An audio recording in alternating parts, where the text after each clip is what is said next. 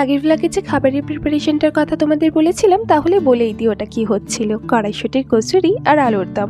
দিদির হাতের গরম গরম কড়াইশুঁটির কচুরি আর আলুর দম আমার যে কি ফেভারিট, তাই ওর আসার পর দিনে আমি বলেছি তুই আমাকে বানিয়ে দে। আজকে সকালে ব্রেকফাস্টটা তাই গরম গরম কড়াইশুঁটির কচুরি, আলুর দম আর মিষ্টি দিয়ে জমে গিয়েছিল। খেয়ে দিয়ে বেরিয়ে পড়লাম শপিং করার উদ্দেশ্যে। আগের দিন তোমাদের বলেছিলাম না ভালো করে শপিং করা হয়নি, তাই আজকে গিয়েছিলাম স্মার্ট বাজার। ওখান থেকে বেশ কয়েকটা ড্রেস নিয়েছি।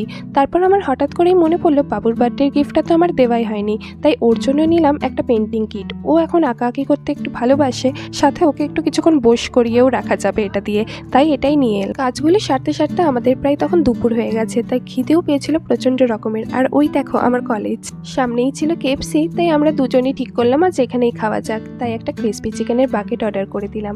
আজকের ব্লগটা এত দূরই। ভালো লাগলে লাইক আর চ্যানেলটাকে সাবস্ক্রাইব করে দিও এরকমই নতুন ব্লগ পাওয়ার জন্য। চলো আজ তবে বাই, দেখা হচ্ছে নতুন ব্লগে।